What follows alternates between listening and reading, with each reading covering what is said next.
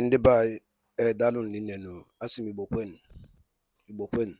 Igbo kwezi unu iya ya bụkwa Igbo midia ka isi wee na-ewetara unu ya bụ akara ozi ya dị oke mkpa. Asị onye nụrụ si ma ege na ya ka ọ nwanne ya na ọ dị nnukwu mkpa.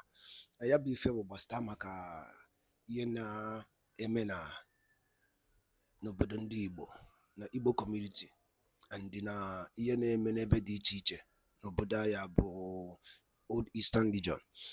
I si ka etinyelu na ya bụ ife n'ilu akwụkwọ ka unu gee ya bụ ife, unu ga-esi ya na drop like comment unu gbasata maka ife iche na ihe ndị a niile na-eme n'ilu akwụkwọ, because anyị achọghị ebe kpọwa ya bụ ife afa. Anyị mere anyị jisi ka keep unu surprise n'ọnụ oyibo ka unu enwe ike wee gee ya bụ ife. Unu ga-esi ya na drop comment unu kwuo ife ichelu gbasata maka ihe ndị a niile. Ọzọ dịka ibe ya bụ ife a bụ Igbo midia ka anyị si wee na-abịa n'ụbọchị nke taa bụ afọ. I said the buy Messiano. Over to you. Ekayama. Ebe ọ bụla Peter Obi je ndị mmadụ ka na-were ọnụ zuru oke. Ịma na anagatara ndị be anyị na-ewe n'iwe si ka nchetara nwoke a ka mmadụ mmụọ nọzukwu ya bụ ya nwoke. Mana biko ni ọ dara ni ogbi. Asari Dokubo ị dara ogbi. Ihe okwuzi okwu. It does na Facebook na ba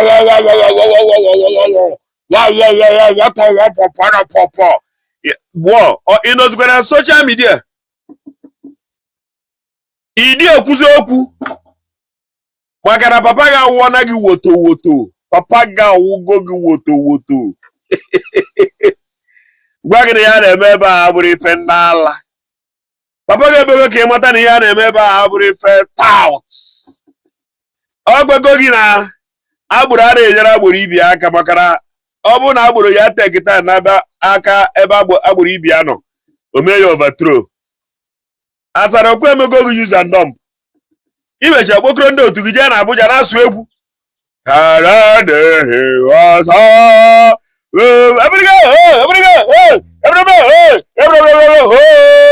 ka ije afa hawa keti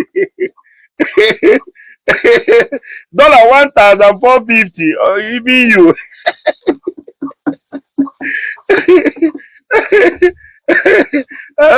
I don't say I go laugh you like this one day. Now we the laugh last.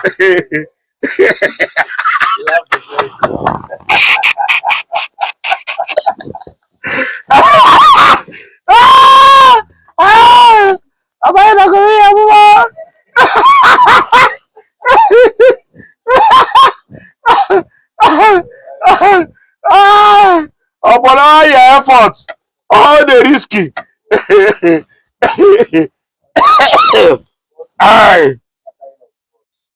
All the bosses in shatter. Iji wee ja Abuja. Ụbọchị a chụrụ gị, achụọ gị ka nwaanyị gbara liro. Achụọ gị ka nwaanyị gbara liro ahụ dịrị ala nwoke. So Asari afọ ayọ ga ewe ọtaba afọ Asari. Ka mkpọgbu gị ọtaba. Ka mkpọgbuo gị n'imi. Ya mkpọ. Asari. Ka mkpọgbuo gị n'imi. Asari Dokubo afọ. Obodo Asarako. Obodo Asarako. Ihe ji ama ndị obodo. Obodo Asarako. Ihe ji ama ndị bụ ike. Ndị bụ ike bata n'ọgbọ. Obodo Asarako. Ha na-abịa mmemme. Ndị polisi eburu egbe kwụrụsịa. Ịghọtago? Mgbe a ka ị ga-eji iwe malụ na ife na-eme. Igbo abụrụ ndị a na-agwa okwu ụdị ahụ. Igbo abụrụ ndị a na-ekwu ụdị okwu a n'isi ve. Na ndị Igbo akarịgo ọnwụnwa ka ọra na gị. Na ọ bụrụ na ịmara iwe ije jụọ nna nna ya ahụ ịkpụ n'ọnụ ọgba gị na mgbe a lụsịrị agha. Na ọ bụ ofu mkpụrụ ego ka e nyere ndị Igbo ha were ya rụọ fọfọ dekịna ya juru obodo were ya nwee ego. Ha were ya wuru odogwu. Na ọkụ gbasịkwarị ebe ndị Igbo ihe fusi ike na onye Igbo ọwa ọkụ gbara atị ya na 5 years ọ bụrụkwa a great person. Mbọ niile ị gbara kedu uru ya? Maka na anakọta ma dị ma lụzi olu na-asị ka mama ibuzukwere onye karabara hoi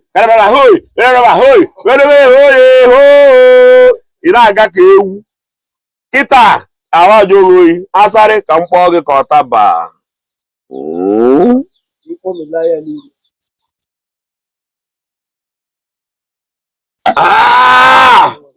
Ka mkpomi Asari mkpomi ịmara otu ị nọ na ya ịmara ebube gị agwụgo ọ nwere ozi ebe ọzọ isi apụta papa ga-agbakọtago gị azụ na ahụ gbagoro ọ bụrụ ime ị na-akọ ka a na-akọ n'isoro back off paaki anyị n'ụsọ wepụ gị ya na aka akụkọ ndị ala akụkọ ndị egbe ndị Igbo weta ichere a ga-enye gị Commissioner of Talks enyenwa gị Commissioner of Talks anyị ka nọkwa anyị ka nọkwa ya Igbo onye ọbụla na-asụ Igbo were ihe eji mewere onye Igbo ya bụ ndị be anyị maka ndị meke point m bụ jụọ na Asari Dokubo ọ daziri ogbe na nke ikpeazụ a ụdị ekwusikwa okwu o ha ma nụzikwa onu o ọ hapụtazikwa aba mba o okwu nnụrụ okwu lazi ebe ọ na-ekwu na kedu afọ nwoke a chi nke Tinubu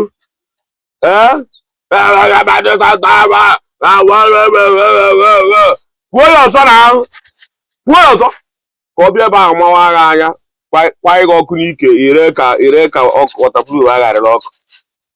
Have you seen it? At times you go to talk. You don't give you reason say this thing go still hold you for tomorrow. Today, all the thing where they cost for your side.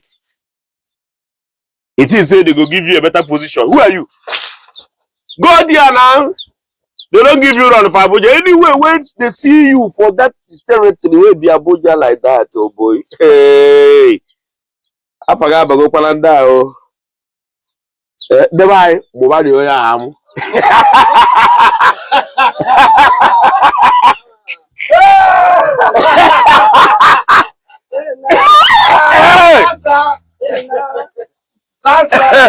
Mobile after go. Kamu banga na musika amu. Iga amu onye Igbo amu. Who are you? Ina amu onye Igbo amu na-enegu. Mana kita na amuzi Asari Dokubo amu. Igbo na-egbo m. Oh, I dey happy na mbụ onye Igbo. Ka kwa mkpomiere gị ọtaba maka na abụ na ede aghọtasị. Asa nwa.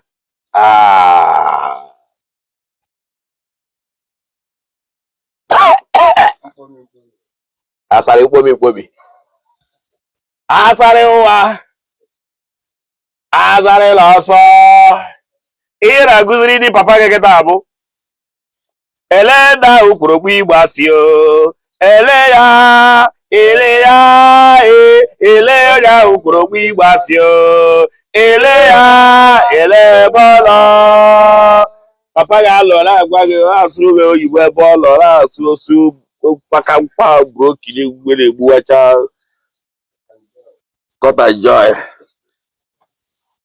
The administration is life for early tata baga.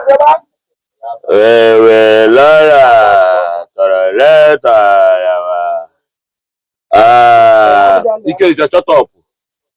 All the car always see here. I will give all the car was we were not allowed the early results around the territory. Everybody that got the violent. Daalụ nne na ụmụ ife kuniswele soyela anyị anyị na-eme n'iru akwụkwọ na Igbo Media. Ọ bụ na ịmahọ Igbo Media bụ ebe anyị si wee na-ewetara unu ya bụ ozi nnukwu ozi dị oke mkpa gbasara maka obodo anyị bụ ana Igbo and Maazị Nnamdi Kanu dịka ya bụ ikpe ya si aga n'ụlọ nke ọkaikpe. Unu afụgodo ihe Biafran Prime Minister kwuru.